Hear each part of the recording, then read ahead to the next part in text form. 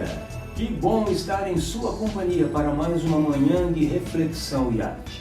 E quero apresentar a vocês um amigo querido, espírita dedicadíssimo, diretor de arte da USE Estadual São Paulo, cantor com 3 CDs gravados, criador e produtor do canal do Bem, que engloba produtora de vídeo, rádio e TV digitais, gravadora, editora, entre outros segmentos, e tudo para a divulgação da doutrina espírita. Então, vamos buscar o nosso convidado. Bom dia, meu caro Liraucio. Gratidão por ter aceito o convite para participar conosco dessa manhã de reflexão e arte. Obrigado mesmo, querido. Seja bem-vindo. Vanir, na verdade o prazer é todo meu, né? Você sabe que eu tenho um carinho, uma admiração muito grande por você, e toda vez que você chamar, nós estamos à sua disposição. Grato, meu caro, sei que posso. Liraucio, entre esses projetos que eu mencionei, acredito que a espinha dorsal seja o canal do bem, certo? Os desdobramentos vieram por consequência ou o que o levou a criar tudo isso, afinal? Na verdade, a história é um pouquinho mais antiga, Vanir, se você me permitir fazer um flashback aí. Meu caro, pode nos levar nessa viagem. Toda essa história começou há um pouco mais de 30 anos. Este ano aqui eu estou completando 30 anos de lançamento do meu primeiro CD. Né? O primeiro CD, ele tem uma mescla de músicas que eu trouxe da Igreja Católica, como Roberto Carlos, Padre Zezinho, né? E outras canções que a gente cantava dentro da igreja. Eu sou egresso do movimento católico carismático.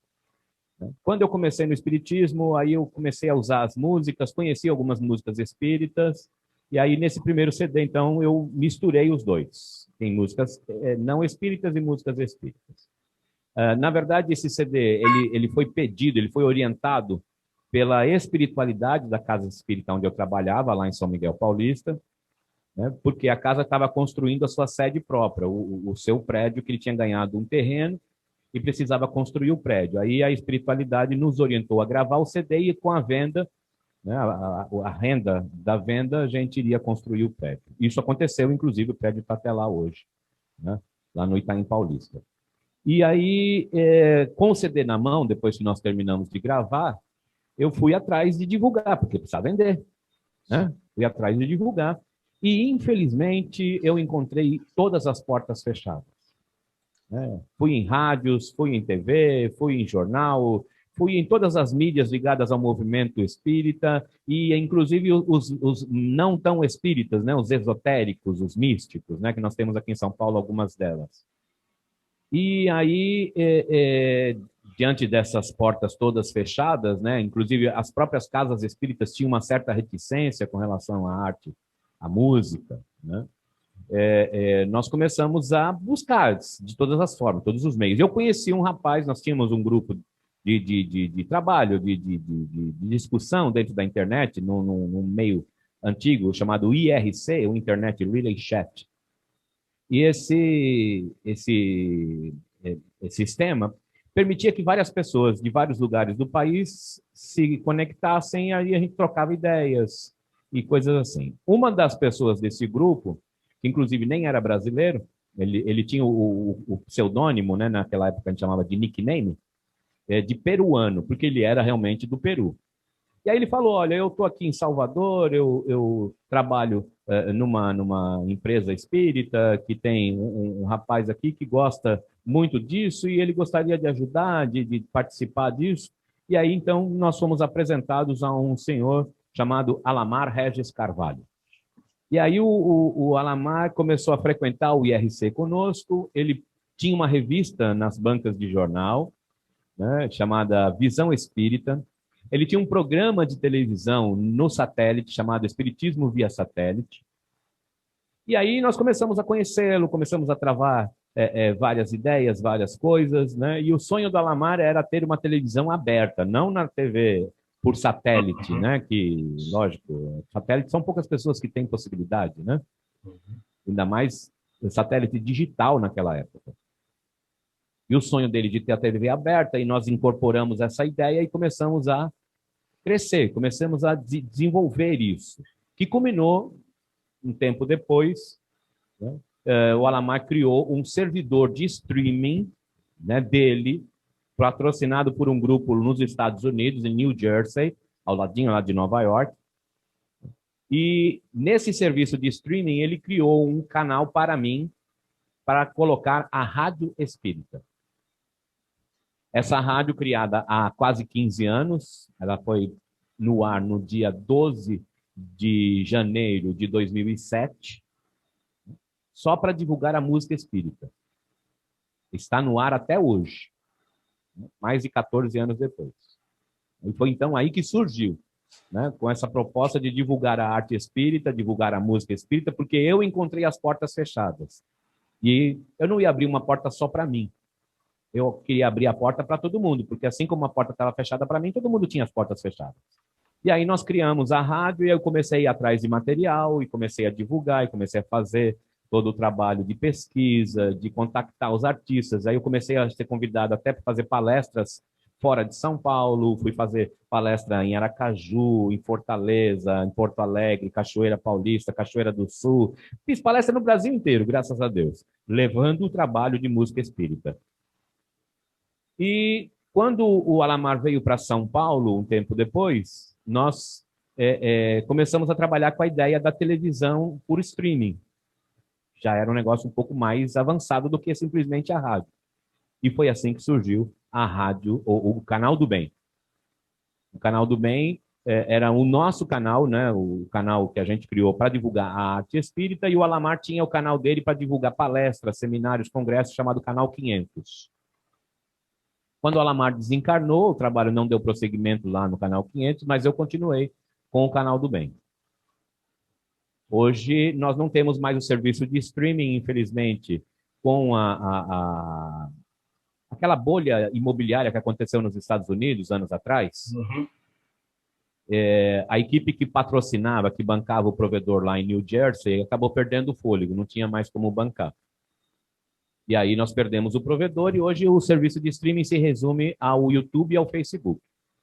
Mas a gente sonha em um dia ter um canal aberto exclusivamente para divulgar a doutrina espírita, como qualquer outra religião, como qualquer outra filosofia. Esse é o nosso sonho. Um desafio tremendo, meu caro. A gente carrega esse desejo de ver a doutrina difundida de forma ampla, dinâmica, como ela merece. E com muita fé. Garra para não desanimar. Afinal, espalhar a doutrina aos quatro cantos é um pedido de Emmanuel a cada um de nós. E, infelizmente, Vanir, o grande empecilho nesse trabalho, nesse projeto, é o próprio espírita. O espírita pouco apoia as atividades fora daquele trabalho que ele realiza semanalmente. Ele vai uma vez por semana na casa espírita, se ele dá passe, se ele faz palestra, se ele faz alguma coisa, ele vai lá uma vez por semana, faz o trabalho dele e se resume a isso. Ele pouco sai da casa dele e pouco apoia outros tipos de trabalho. É muito raro. Aliás, é muito difícil ele apoiar o próprio trabalho, né? Porque muita gente não se preocupa de saber se a casa espírita onde ele está, quem que paga a conta de água, a conta de luz, o telefone e tudo o que tem ali. Né? Ele quer ir lá, fazer e ir embora. Né? E isso é um mal do movimento espírita. Nós não temos cobrança de dízimo, né? Nós não temos nenhum tipo de ajuda financeira, né, obrigatória. E isso faz com que o espírita se mantenha muito afastado do trabalho. Né? O Divaldo tem uma frase que eu concordo com ele, gênero, número e grau. Ele diz que o espírita tem escorpião no bolso. É uma frase de Divaldo Pereira Franco. José Raul Teixeira também diz a mesma coisa. O espírita tem escorpião no bolso. Ele não ajuda, ele não apoia. E há muita dificuldade de receber apoio de empresários. Eu digo apoio comercial, espaço para publicidade nas rádios e TVs digitais espíritas, mesmo empresários ligados ao movimento. Há exceções. Empresas que ajudam obras, eventos, mas fazem questão do anonimato. Ele tem medo de botar o seu nome num trabalho, numa atividade espírita. Isso. Porque ele tem medo de perder os evangélicos e os católicos. É um negócio esquisito. Os católicos evangélicos, eles fazem propaganda em qualquer TV, em qualquer coisa, e não tem problema. Agora, nós espíritas temos medo. O Alamar tinha um negócio, um pouco antes do desencarne dele, há 5 anos, né, o Alamar falou para mim, Elemento, que a gente se tratava assim. Né? Elemento, tem umas palestras para você fazer em Vitória da Conquista, que é a terra dele, né? Ele cresceu em Conquista. Eu quero que você conheça o movimento espírita de conquista. Eu falei, nossa, vou lá, vou fazer. E aí ele arrumou, ele esquematizou tudo, que ele conhece todo mundo lá, né? E eu e a Thelma fomos, eu fui dirigindo o meu carro daqui para lá. Depois eu fui para Salvador, fiz palestra na Cidade da Luz, fiz palestra lá na Mansão do Caminho, tudo ele que agendou. Cheguei aí até Aracaju lá, tudo agendado pelo Alamar, pelo conhecimento que ele tinha. E aí, chegando em Conquista, rapaz, que paixão que é aquilo, cara. Os caras construíram um local, um centro de exposições, né? Voltado para a doutrina espírita, para palestras, para congressos, com a união dos espíritas da cidade.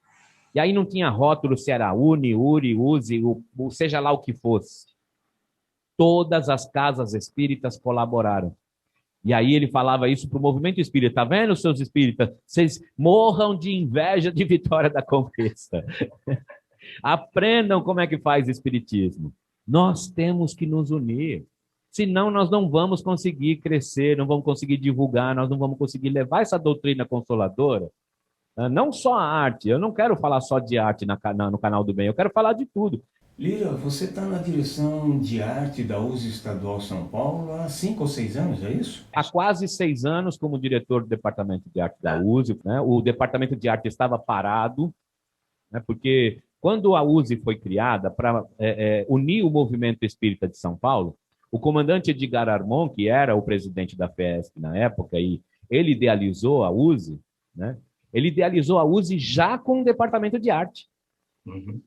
Ela é a primeira e talvez a única federativa brasileira que tem o departamento de arte lá no seu nascedouro, porque o comandante acreditava na arte. Ele acreditava na necessidade e na habilidade que a arte tem de chegar no sentimento, no coração e na divulgação. Sim.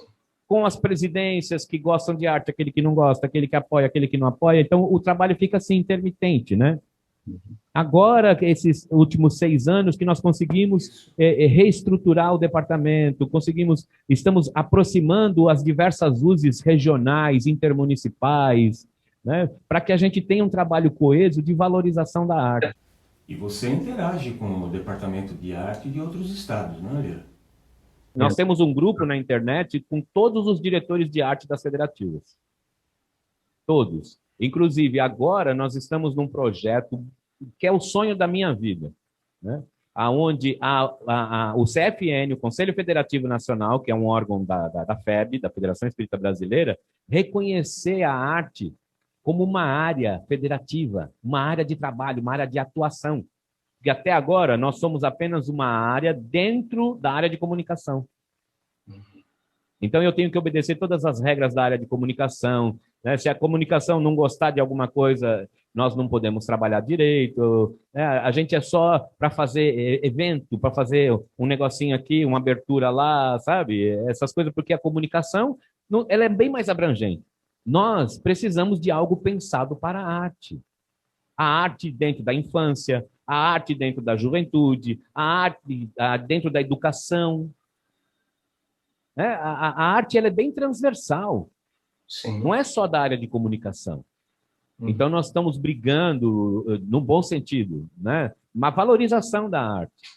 E esse ano nós conseguimos que o CFN aprovasse a criação da área de arte, e nós estamos, eu faço parte do grupo, montando o que vai ser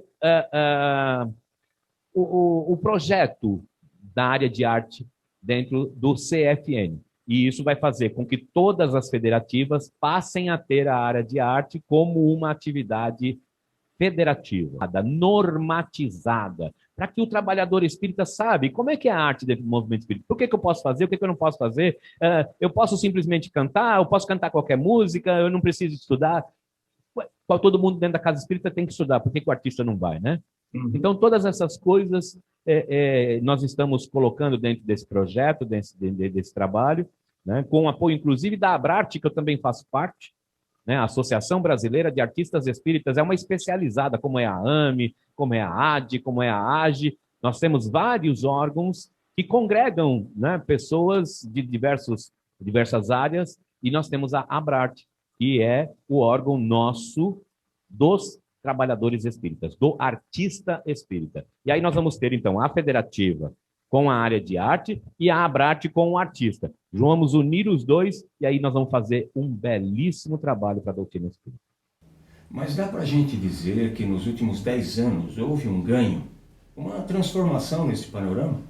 Graças a muitos trabalhadores que têm se empenhado, né? Você pega Moacir Camargo, na década de 80, né? Você pega Leopoldo Machado, era diretor de teatro, ele escreveu várias peças, né? Então, os trabalhadores do início, né? Todo mundo gosta de cantar Quanta Luz, né? Todo mundo conhece Quanta Luz dentro do movimento espírita. Pouca gente sabe que a Cenira Pinto nasceu em 1903.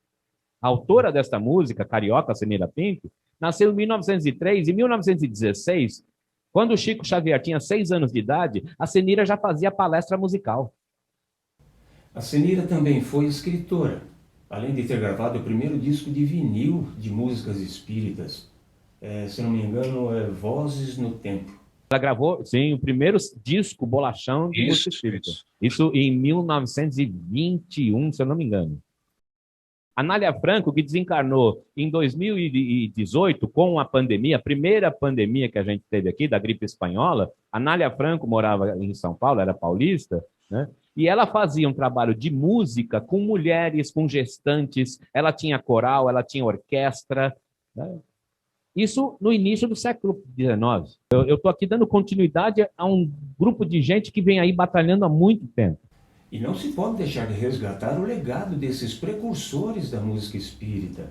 Cenira, Cabete, outros. Inclusive, eu estive conversando esses dias com o meu secretário no departamento de arte, que é ninguém menos que Alberto Centurião, o grande diretor de teatro, né? O grande poeta espírita, Alberto Centurião, é meu secretário no departamento de arte, eu tenho esse luxo, né? E nós estávamos conversando de escrevermos um livro contando essa história, para que não fosse apagado, para que não se perdesse.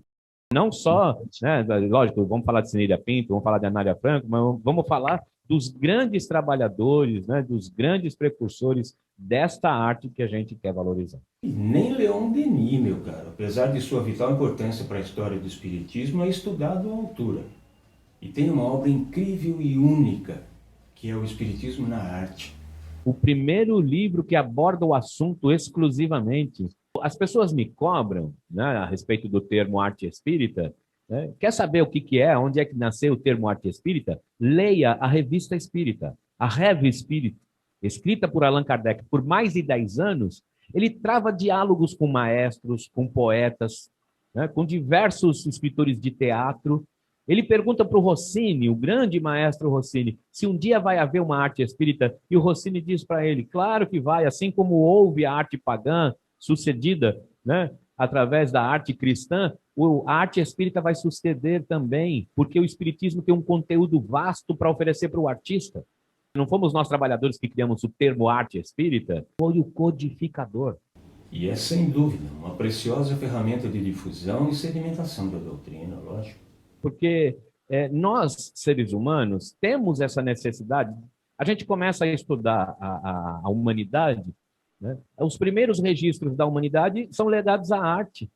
São as pinturas rupestres, que é o retrato da atividade diária. Eles mostram as pessoas dançando, mostram as pessoas cantando. É lógico que não tem partitura ali, não tem como, mas você percebe pelos desenhos, né, pelo que está ali representado, que as pessoas estão fazendo alguma coisa, muito provavelmente estão cantando. Né? Você pega os Salmos de Davi. Hoje todo mundo conhece o Salmo isso, o Salmo aquilo outro. Os Salmos são todos músicas. Era Davi cantando, louvando Deus. Então nós temos essa necessidade, está em nós a manifestação artística. Por que a gente vai tirar isso do espiritismo? Juro que eu não entendo, porque de vez em quando tem pessoas que combatem. A pandemia trouxe uma necessidade da comunicação digital jamais imaginada em tão pouco tempo. Mas nesse despertar para essas novas formas de divulgação da codificação de Kardec, A arte espírita está se colocando mais efetiva? Isso está acontecendo, né, Vanilla? Se você pegar, por exemplo, o Canal do Bem, nós estamos, desde antes da decretação da pandemia, fazendo live. Quando a coisa começou, quando os boatos vieram de que havia uma doença, né, lá do outro lado do planeta, lá no Oriente, né, o nosso mentor, o mentor aqui do nosso trabalho, chegou e nos convocou por uma reunião. E aí ele pediu para que nós preparássemos aqui o estúdio para fazer um trabalho diário, porque as pessoas iam precisar de coisas mais alegres, mais espiritualizadas, de cunho mais elevado, porque tinha algo que iria acontecer. Nós ainda não sabíamos o que era, mas eles nos alertaram.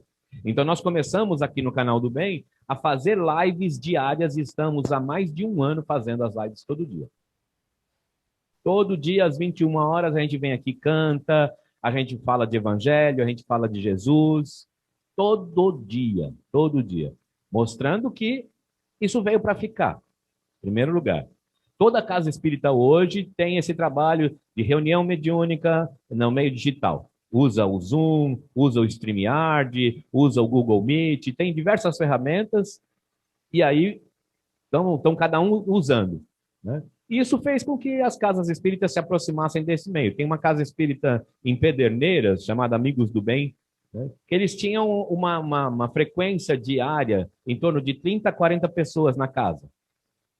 Aí eles passaram a transmitir as reuniões deles fechadas, só o palestrante, via internet, né? E hoje eles atingem na internet 15, 20, 30 mil pessoas por palestra. Mudou muito, né? Quem sabe a gente entenda. Eu costumava dizer isso já no início, quando eu comecei a dar os cursos e as palestras de doutrina espírita, eu sempre cobrava isso do espírita, né? Porque nós ainda temos aquele negócio, aquele formato bem quadrado de palestra, né? E eu faço palestra musical. Eu quero o público cantando, eu quero o público alegre, né? Envolvido, né? E eu falava ao pessoal, se Kardec estivesse encarnado, ele usaria todos os meios de hoje para fazer a codificação, para trabalhar. Imagina Kardec com as ferramentas da internet hoje, o que ele não conseguiria fazer? Se no século XVIII o cara conseguiu acessar o mundo inteiro, um monte de reuniões mediúnicas, ele mandava as perguntas, o pessoal respondia, ele chegava lá, compilava e trabalhava. Se ele fez isso no século XVIII, imagina hoje com essas ferramentas. Não usamos as ferramentas, nós vivemos naquele nosso mundo dentro da casa espírita, nós não interagimos com as outras casas, nós não trocamos ideias, nós não sabemos o que está acontecendo aqui, o que está acontecendo lá, porque nós estamos enclausurados. E citando o neologismo, as casas têm de se preparar para esse comportamento híbrido, concorda? Nós vamos ter que continuar trabalhando com o digital e com o presencial. Eu sinto falta disso, o olho no olho, eu sinto falta. A emoção no ar, nos olhares, o papo gostoso depois da palestra, os abraços, tudo faz muita falta. De repente a agenda toda cancelada. Se não fosse o digital, eu acho que nós estaríamos em casa beliscando azulejo, meu caro. Se pelos motivos que você citou, ou por vertentes mais tradicionalistas, ou até pelas habituais dificuldades financeiras que as casas enfrentam, o movimento espírita esteve um tanto arredio aos avanços tecnológicos. Mas agora não dá mais, Liraucio. Questão de entender o momento, né, Vani? Porque tem muito dirigente espírita que não quer entender.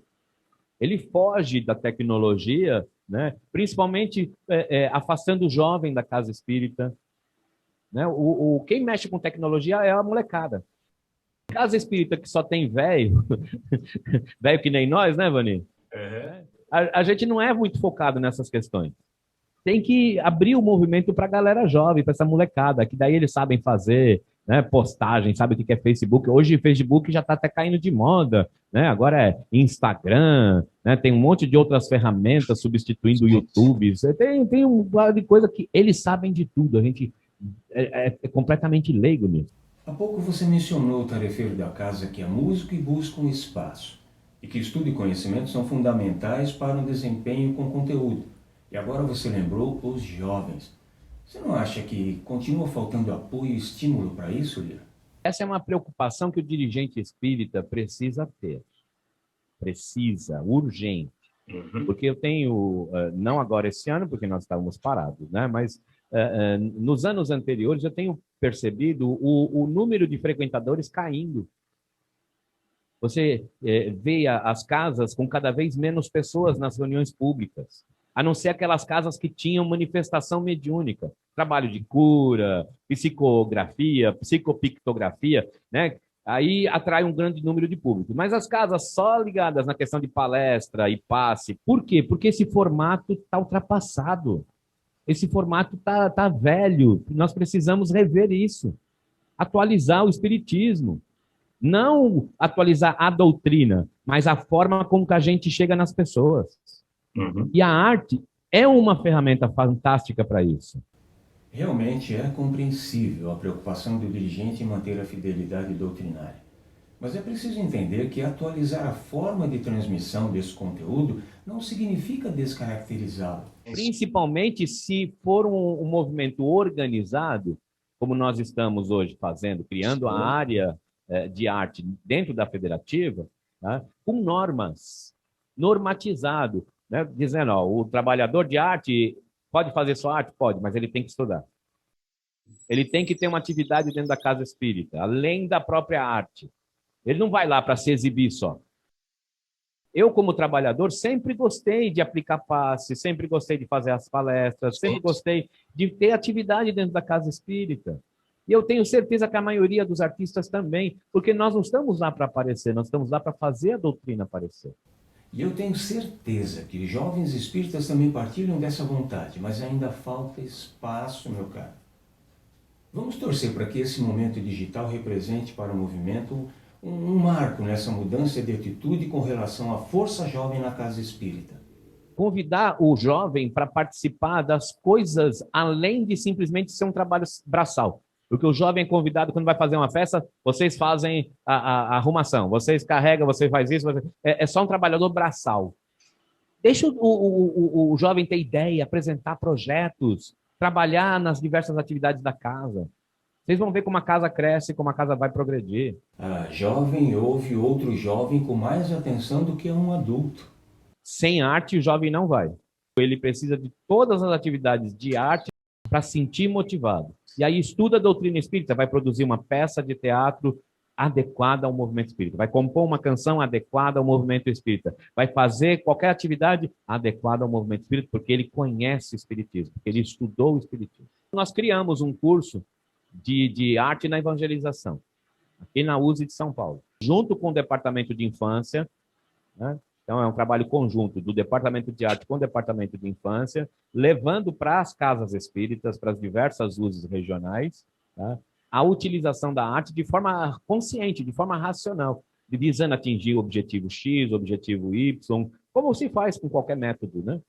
Então, nós temos esse curso pronto dentro da USE de São Paulo. Além desse lado gestor e bandeirante, você é cantor, o intérprete do cancioneiro espírita.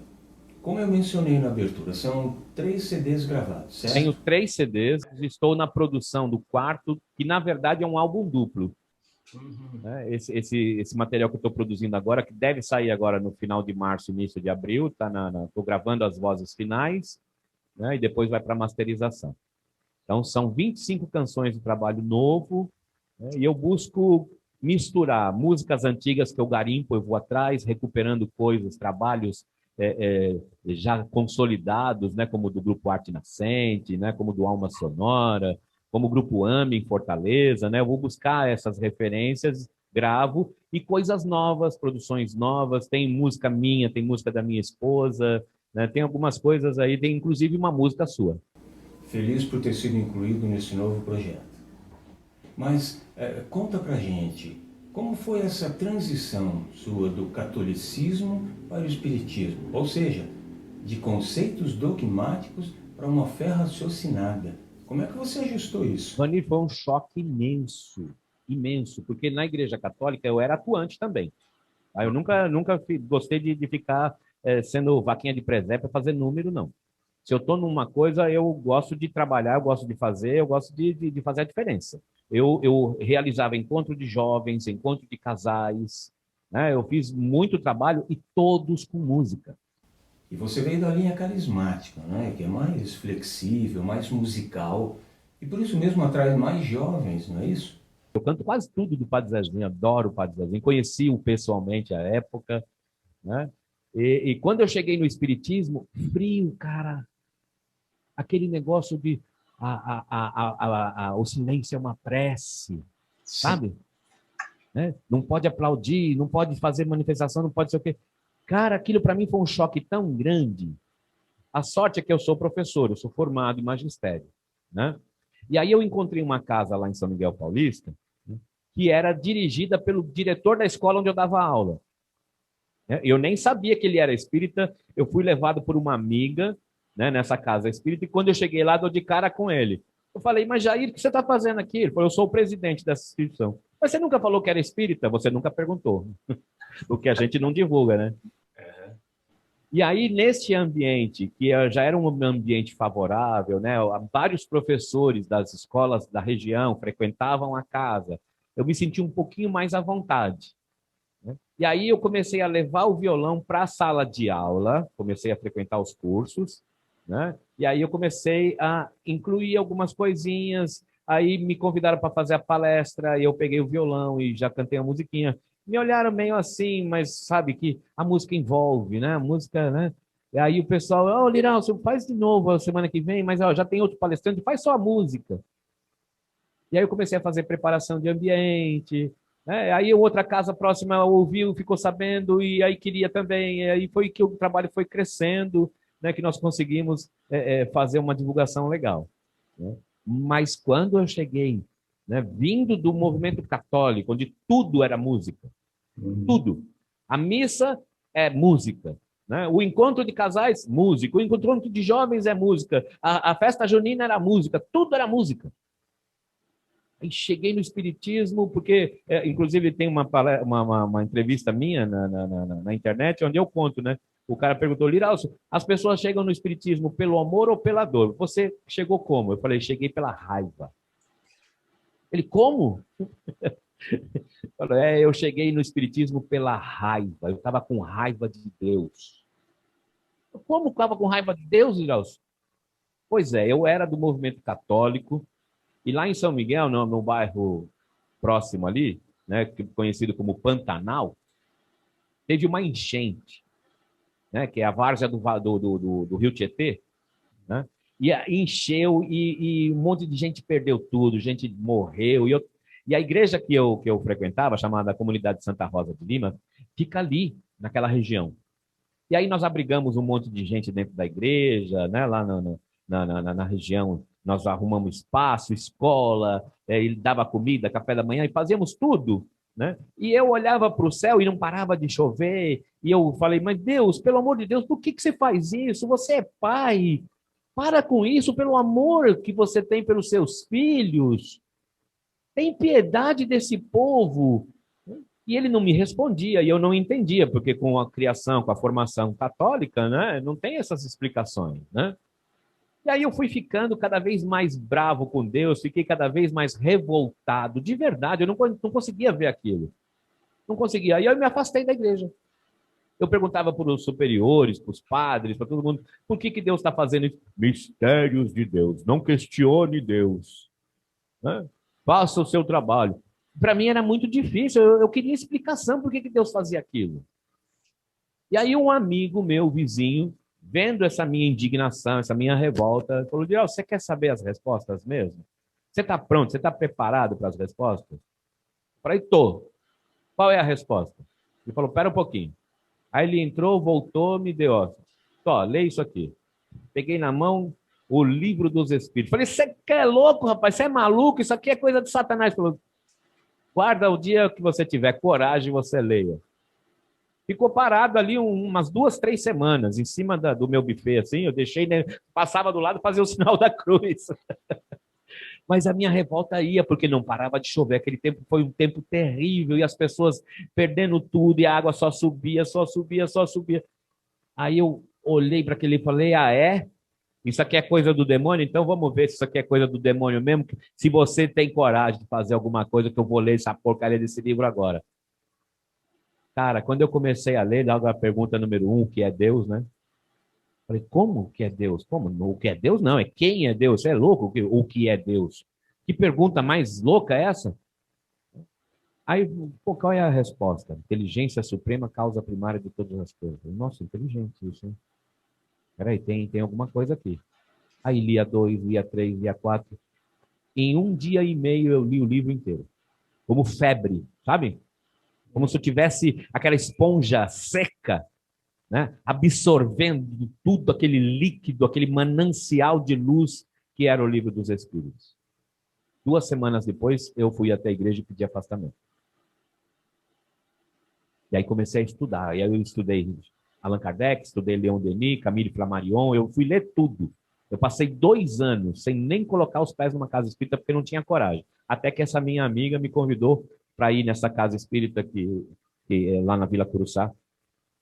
E aí eu fui morrendo de medo. O que eu vou encontrar? Porque ainda tinha o ranço, né?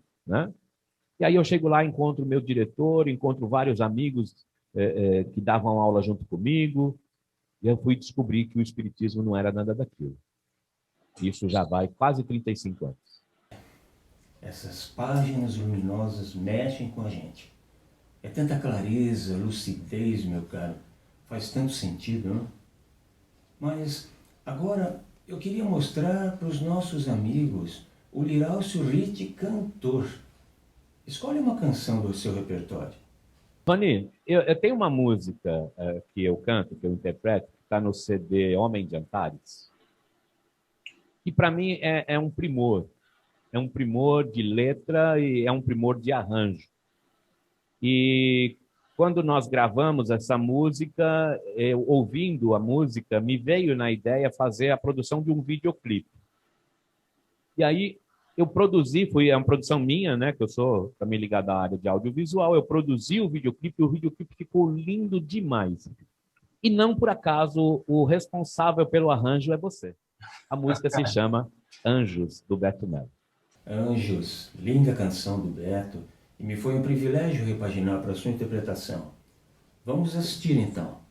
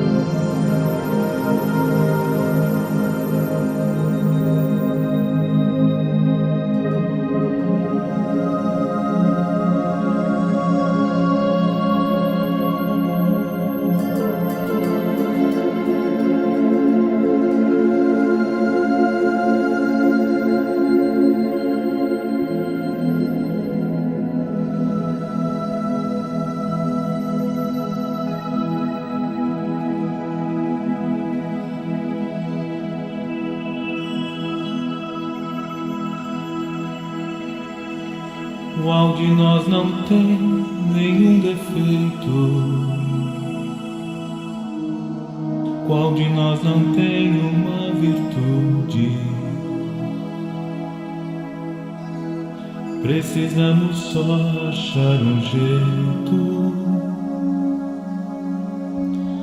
de suavizar o lado rude. Vamos ajudar-nos mutuamente e somar as nossas qualidades para fazer um mundo diferente e tirar a força da maldade.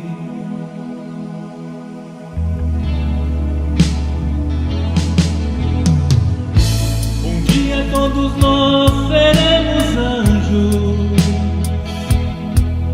Vamos trabalhar e acreditar que no futuro nós seremos anjos num planeta onde o amor, unicamente o amor, há de reinar.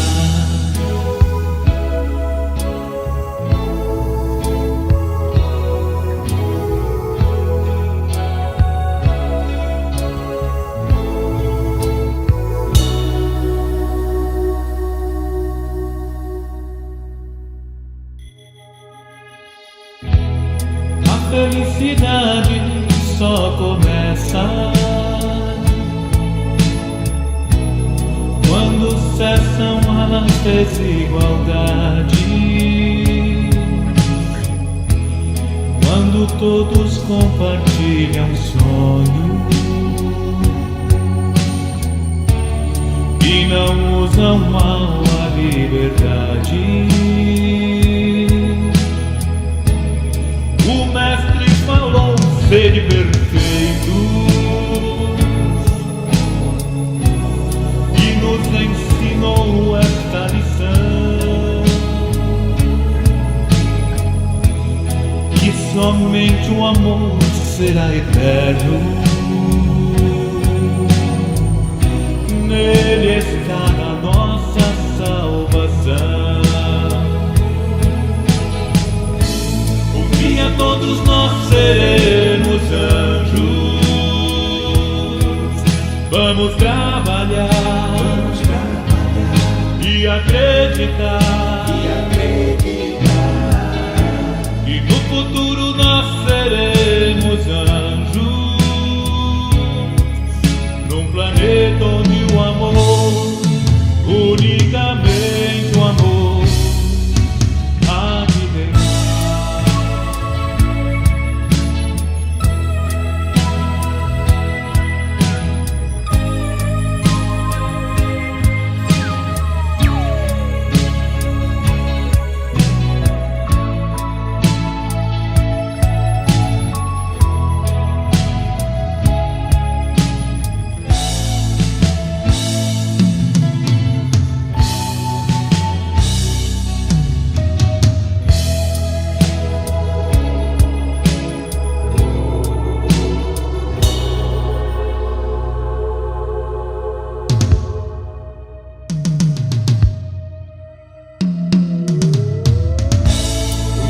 Todos nós seremos anjos. Vamos trabalhar e acreditar que no futuro nós seremos anjos,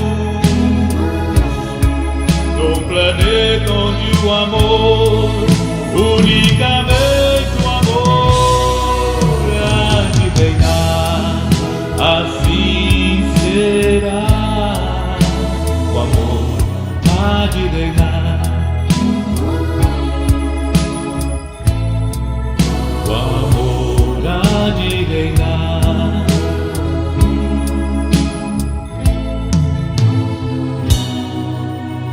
O amor há de reinar.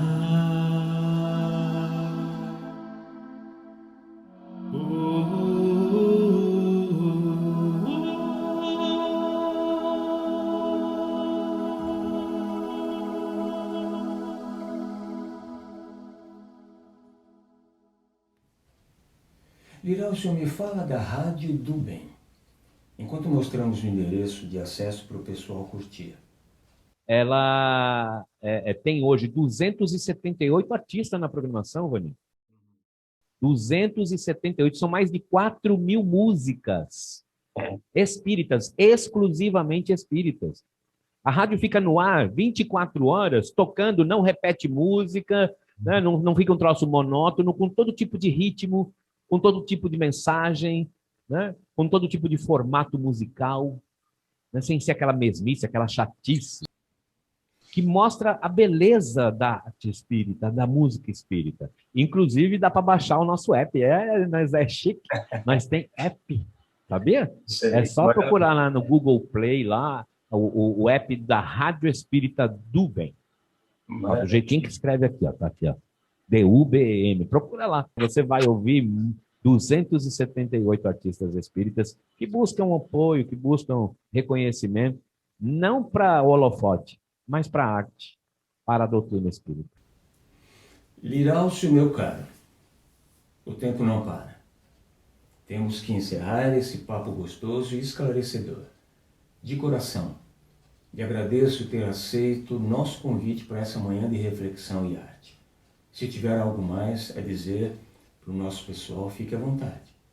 Para encerrar aqui a minha participação, agradecendo a você, Vani, e a todo o público aí que nos acompanha, eu quero relembrar uma mensagem de Divaldo Franco, psicografou o Dr. Bezerra de Menezes no Congresso Espírita da França, no ano de 1998, bem próximo ali dos anos 2000, já chegando aí a virada do milênio, e o Dr. Bezerra, pela mediunidade do Divaldo, disse assim: este ano, este século que está acabando, foi o século da tecnologia. O século anterior foi o século da agricultura. Mas o século que se aproxima, o século vindouro, será o século das artes. Que assim seja, meu caro. Ou melhor, que assim consigamos fazer com que seja. É nossa responsabilidade. Fica com Deus. Se cuida. E antes de nos despedirmos, eu quero lembrar daqueles artistas especialíssimos. Artistas na arte de amar. Trago a você a Escola Eurípides Barçanufo. A de Sacramento, Minas Gerais, que desde meados de 1970 assumiu o legado pedagógico do Colégio Allan Kardec. Aquele fundado pelo próprio Barçanufo em 1907 e hoje permanece com as atividades do Grupo Espírita Esperança e Caridade, também fundado por ele. O vídeo a seguir inicia resgatando a memória do Colégio Allan Kardec. Em seguida, a Escola Eurípides Barçanufo, formando gerações que hoje são professores e assistentes, sob a carinhosa e dedicada coordenação pedagógica de Alzira Bessa França. Agora, veja o que a arte de amar é capaz de produzir.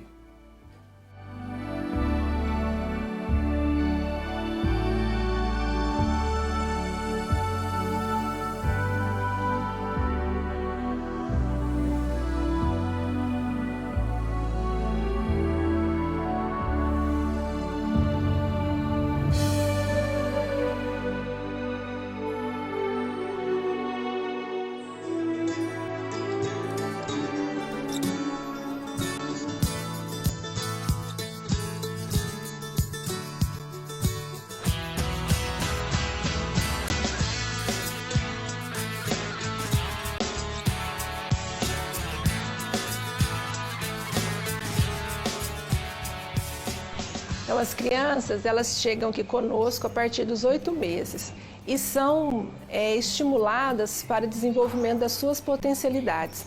E para que isso aconteça, no período da tarde, nós trabalhamos com elas através de oficinas e escolinhas. Então, nós fazemos as oficinas destinadas à parte pedagógica, de coordenação motora, de psicomotricidade, que irão auxiliá-la no desenvolvimento escolar, e aquelas outras que vão ampliar para essa criança as possibilidades e as oportunidades na sua vida, através da jardinagem, da culinária, da música, do teatro, da dança. Aquelas que têm talentos musicais, então elas vão para a Casa da Música, que é um outro projeto que a gente tem, e que ali ela vai ser estimulada a aprender os instrumentos. Então a gente vai abrindo vários campos para que elas possam percebendo e nós também vendo as suas potencialidades. Outro aspecto a ser trabalhado é dentro do esporte, que também nós promovemos as escolinhas para que eles possam se desenvolver.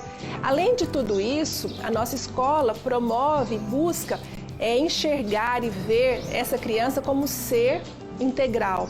Então, não só o desenvolvimento dos aspectos pedagógicos, aprender a ler e escrever, mas principalmente que ela construa os valores morais, éticos, sociais, que ela aprenda a se relacionar, que ela seja responsável e tenha uma consciência do ambiente em que ela vive.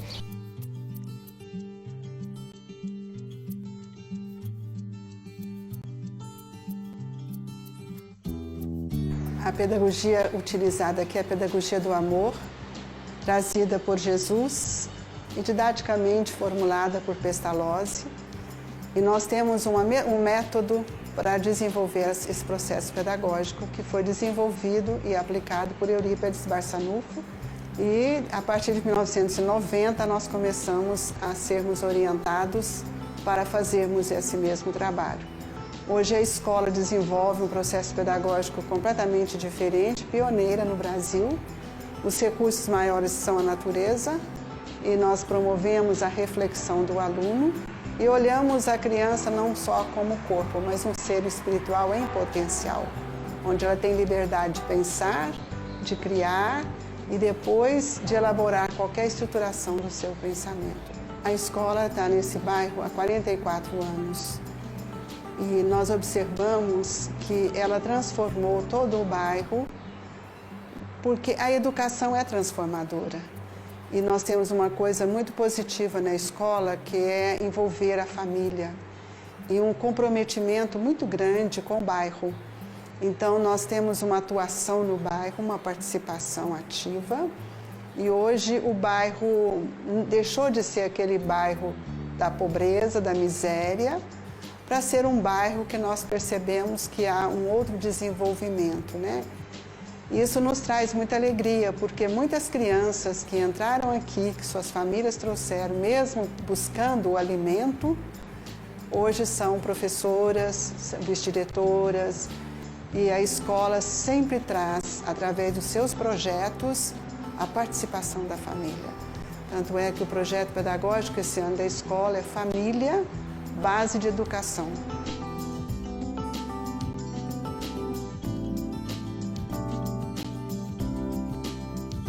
Então, a Escola Eurípides Barçanufo é uma escola particular filantrópica.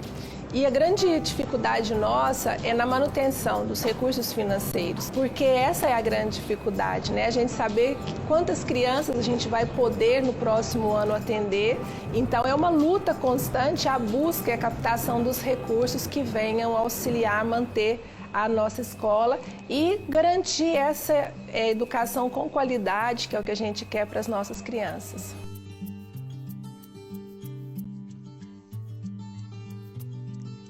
Já faz 31 anos que eu moro nesse bairro. A minha mãe veio buscar, né, um amparo, porque ela tinha 5 filhos sozinha. E a escola acolheu a minha mãe com seus 5 filhos e eu estou aqui desde então. Eu também tenho 4 filhos, que também estudam aqui e provavelmente os meus netos também virão. A palavra que eu resumo para falar da escola é isso, é família. O acolhimento, o respeito. E sou grata por tudo que eu recebo aqui.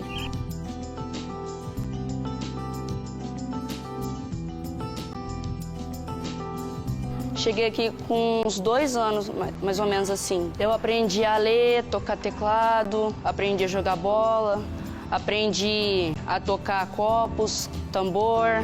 Muita coisa divertida para fazer aqui também, né? A coisa mais incrível é que os professores têm muita paciência com os alunos. A gente aprende assim com mais calma, a gente tem tempo de prestar atenção.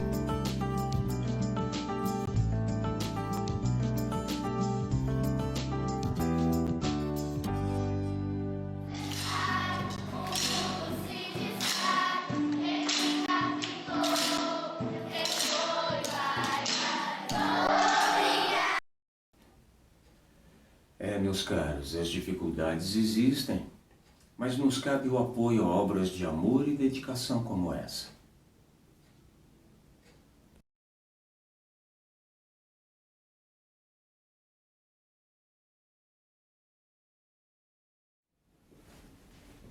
E a você também, minha gratidão por estar conosco. E conto contigo para o próximo domingo, 10 horas, para mais uma manhã de reflexão e arte. E deixe você refletindo a semana com uma frase do grande divulgador espírita Raul Teixeira. Ser espírita não é para quem quer, é para quem aguenta. Pensa nisso. Boa semana.